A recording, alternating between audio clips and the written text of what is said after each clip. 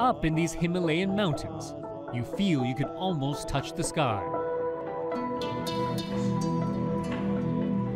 No wonder people who live here feel close to the heavens and their gods. But the reality is, there are a lot of very unheavenly things going on here. Thieves are stealing precious religious icons. It's a theft not only of valuable treasures, but also of culture. I'm Steve Chow. On this episode of 101 East, we're deep in the Himalayas, tracking those behind the theft of Nepal's gods.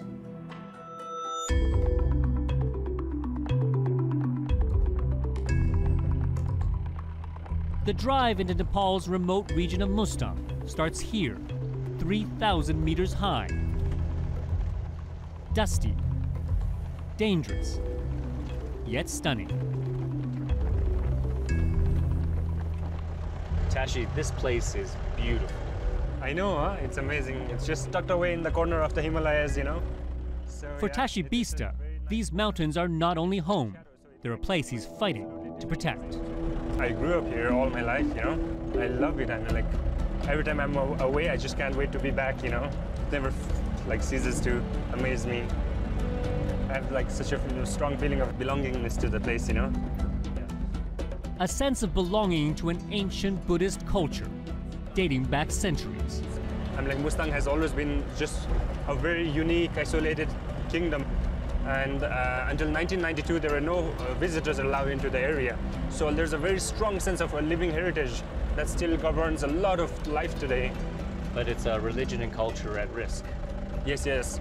Religious places of worship all over the place are being broken into. It's pretty drastic at the moment. We're suffering heritage loss at quite an alarming rate. So this one is Samduling Monastery. Tashi has spent the last decade studying the region's religious icons, fighting to protect them and the culture they represent. So take a look. Stupas, built to hold sacred relics, are places of devotion for the Buddhist community. So look at this. This is a stupa, a very religious monument that has been broken into. This is supposed to be completely sealed up, and people have put all of their religious sacred offerings inside. But look how vulnerable the belongings of the stupa are to just anybody who could come and try to make away with stuff, you know. Ancient scraps of fabric and clay statues are all that remain. The more valuable items, says Tashi, have been stolen. The powerful rulers, the emperors, the monks, they were donating their belongings to stupas. So they do hold a lot of ancient, very precious artifacts. So normally you have ancient tankas, scroll paintings that are painted on fabric, and in some cases also a lot of metal statues, copper, bronze statues, dating from back in the ages. On the black market, these would fetch tens of thousands, hundreds of thousands of dollars. That's a sad part, you know, because these precious items that are such a big part of our living heritage have such a big market value. It somehow fuels the happening of such things, you know. And demand, he says, is at an all-time high. Over several days, we visit a number of religious sites. They've all been pilfered. So this one right here used to be a passage stupa. Here, barbed wire was put up to stop thieves, but it's only managed to stop the faithful. People would pass underneath to receive blessings during their journeys. But as you see, unfortunately, it's not possible anymore because there's all these barbed wires that go around to ensure the safety of the stupa. Robbers got inside anyway. Who knows the belongings that they could have made away with. Did the police ever catch those responsible? No. Sadly, there has been no police cases filed in any of the lootings in all over Mustang. Why is that? There was no proper record keeping or inventory that could have been used as a reference to file a case on what has been stolen.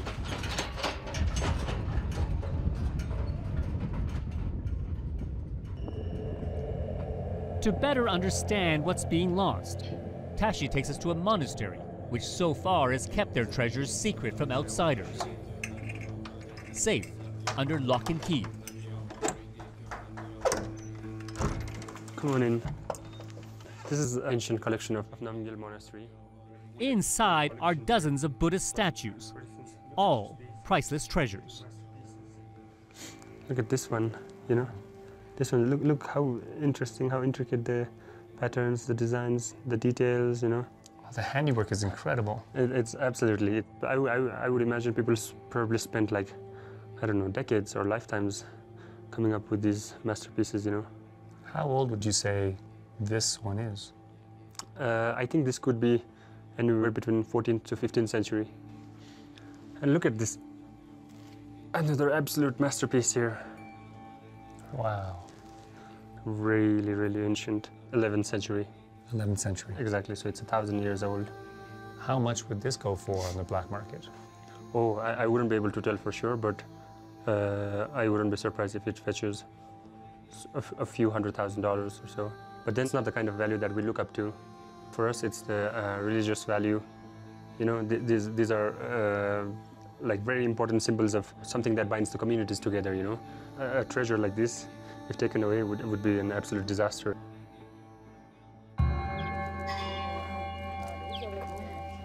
In Mustang's capital, Lomantang, prayers and religion are clearly an integral part of life here.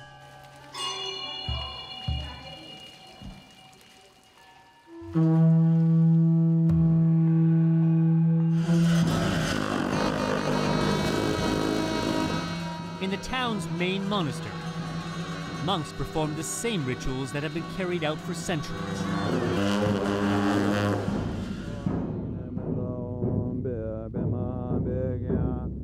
It's here we meet Chime Gurung, a Tibetan spiritual leader.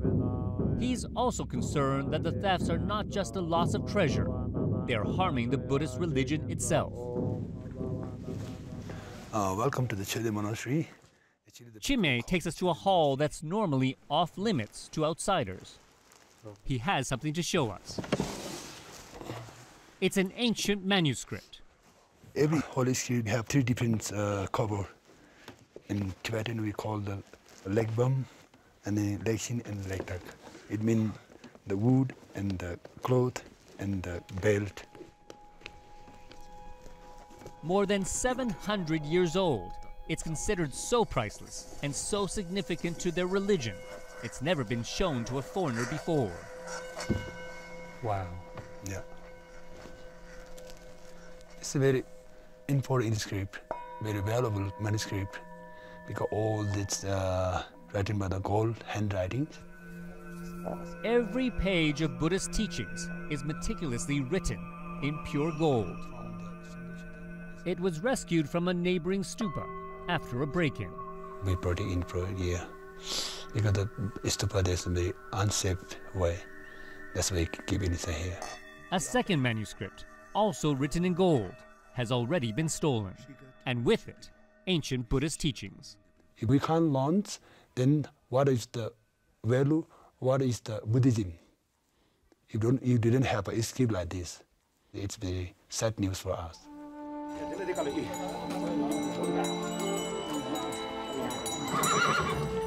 Chime is eager to show us more, but for that, we have to join him on a pilgrimage high up into the mountains.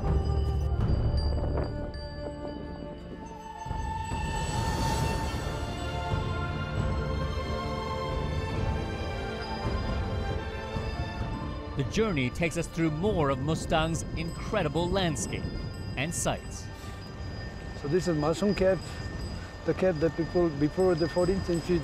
So very ancient, these caves. Yeah, this is very ancient place, before the Buddhism around the Himalaya regions. Okay.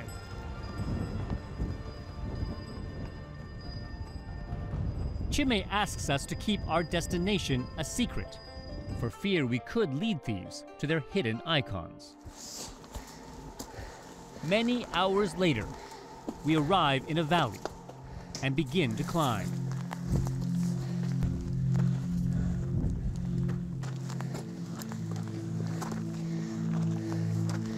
Now we get the monastery.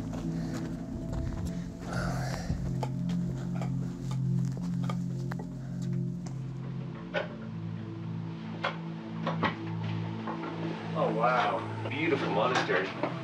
Yes, and look at this ancient shrine. Here we find giant copper statues, including holy Buddhas. So that one's 14th century, eh? Yes, it's a 14th century standing Bodhisattva, a very rare piece. But sadly, even here, we've come too late. All of these big statues, all their bases have been cut and the insides have been taken away. Why would someone want to steal what's inside? Probably in search of the belongings that are easier to take than the statue itself. Tashi says typically inside these statues are scrolls of Tibetan prayers, items collectors would pay a fortune for. So what's this, Chime? This is a very sacred room. We go deeper into the monastery. So this is the Gongkang, which means the room of the protector deity. And the protector deity's room ensures that the monastery is safe, that it is safeguarding the monastery and the villages around. So it's the most powerful room in the monastery. Absolutely. The irony here is that these deities were created to protect the monastery, but now they themselves need protecting.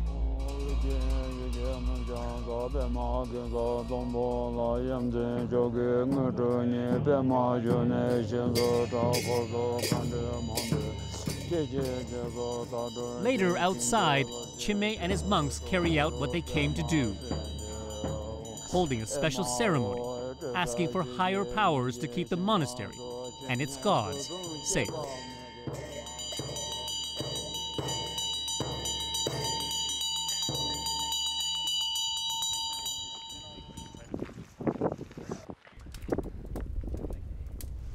What do you think Buddha is saying about those who steal these things? Do you think he's angry? No, Buddha is not angry. Because if somebody is stealing some things, it's their own karma. What impact would you say all these thefts is having on Buddhism? It's very awful. It's very awful. It's very sad news for us also.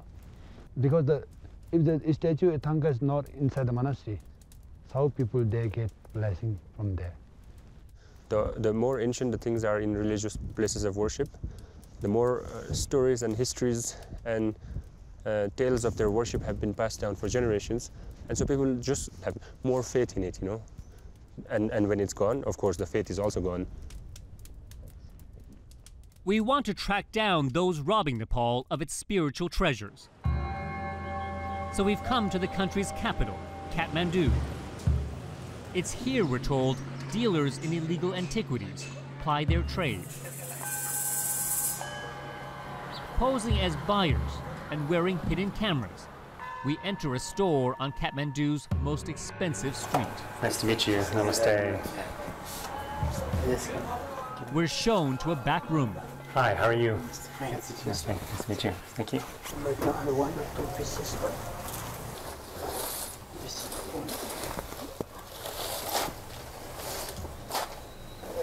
This is better one, but this has little damage.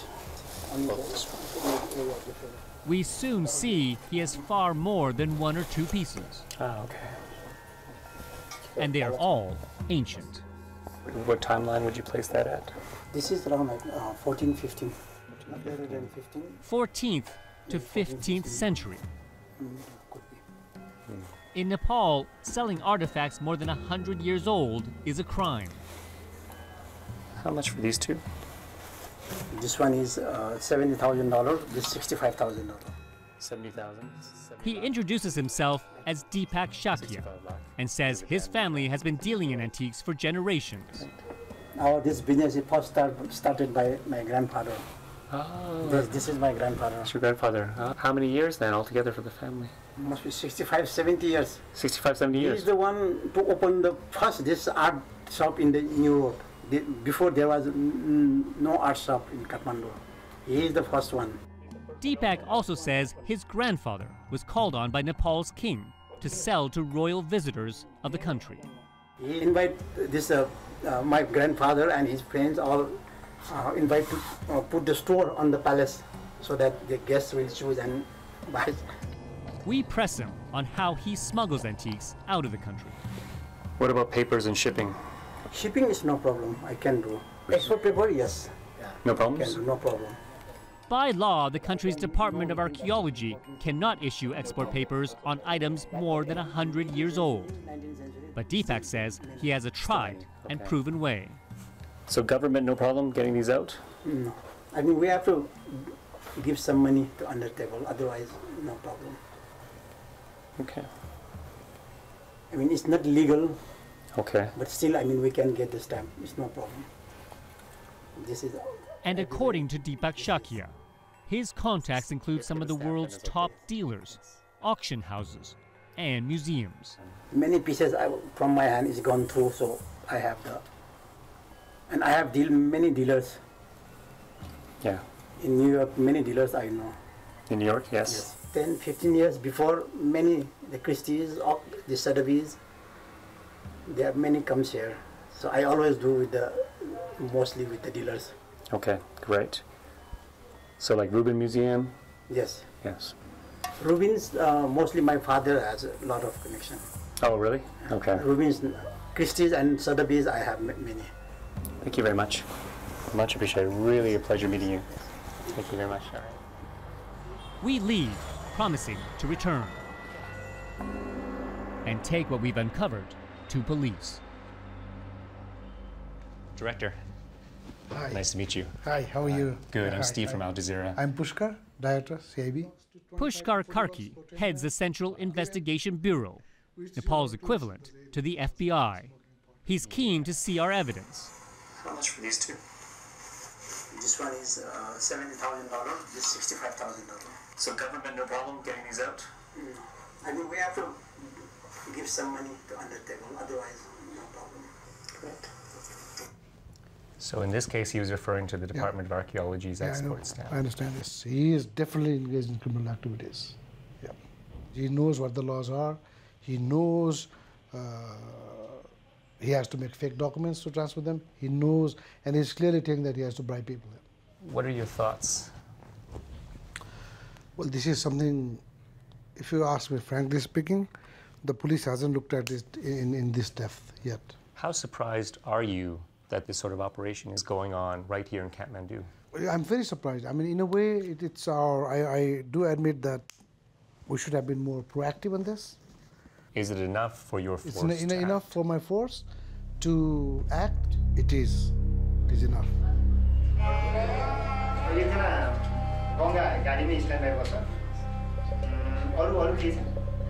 By next morning, Pushkar has assembled a team, led by his deputy, Kabit Katawal.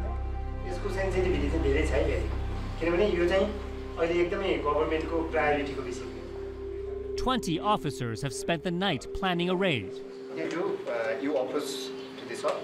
The shopkeeper will bring out every items. Yes. We're supposed to be. Yes. And then you can give me a missed call. Sure. Yeah. With that signal. Okay.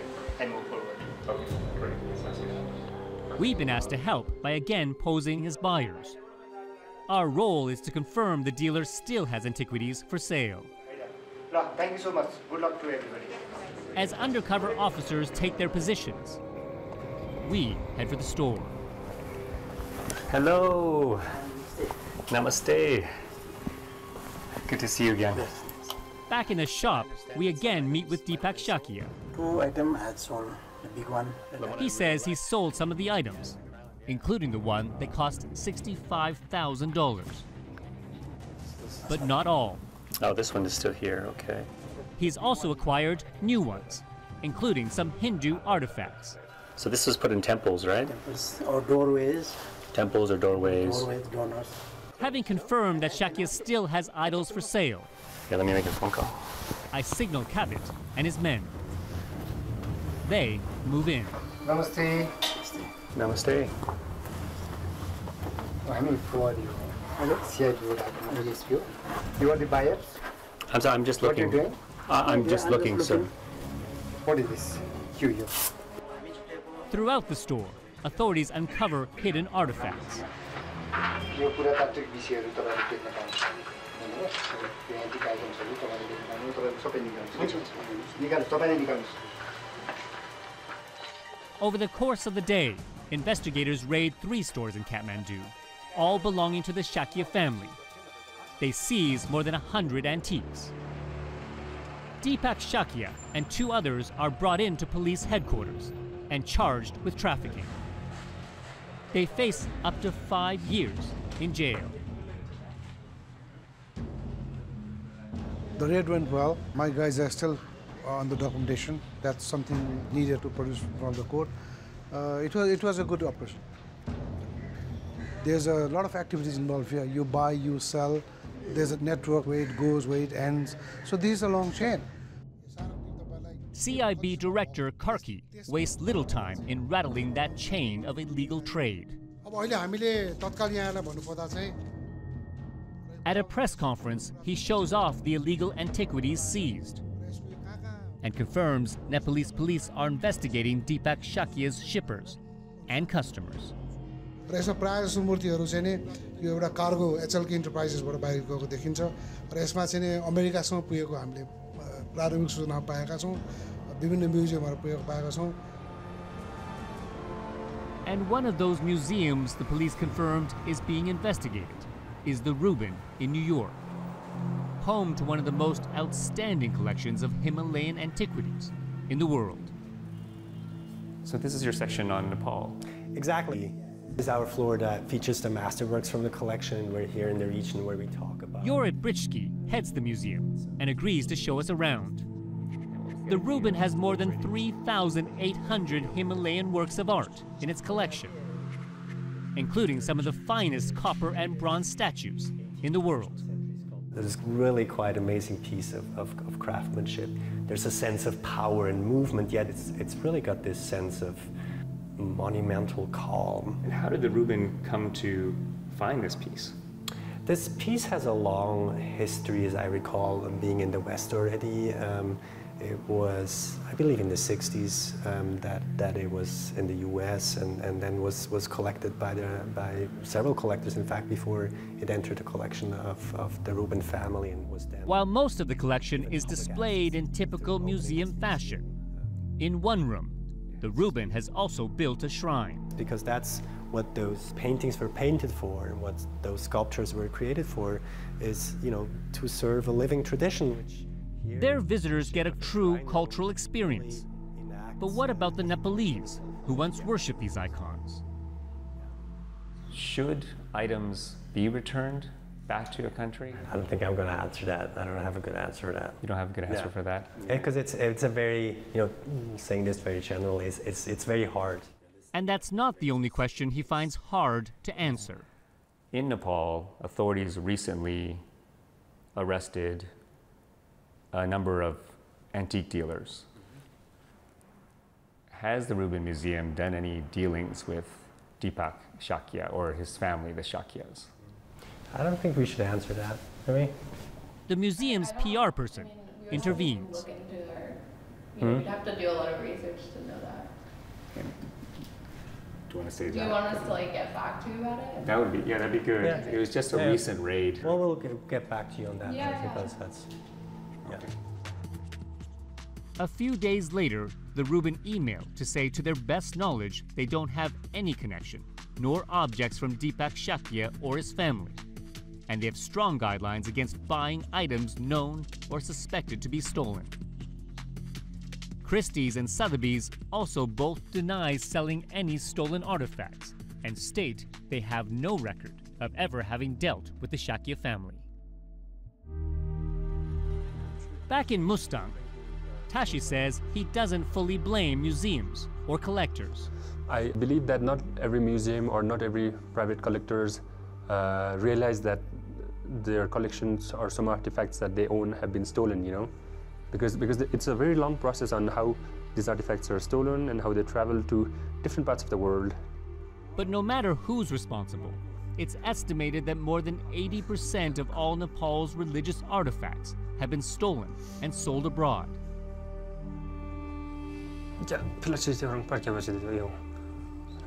To ensure what remains in Mustang stays here, Tashi is now training monks in his village monastery to protect their gods. We're trying to record all this metal statues, clay statues, the ritual items. The foremost importance is that we have a database that has a proper record of our belongings, you know. And secondly, this database is what can help us track these items tomorrow in the future if they get stolen somewhere. Tashi's dream is that one day stolen items will be returned. Nothing justifies the artifacts not being in their places of origin among the people who worship them. Nothing justifies the fact that they're not in the place where it's still a part of the living heritage. I think nothing justifies that they're not here. Until the artifacts are returned and the thefts stop, Tashi says the ancient way of life for his people will remain under threat.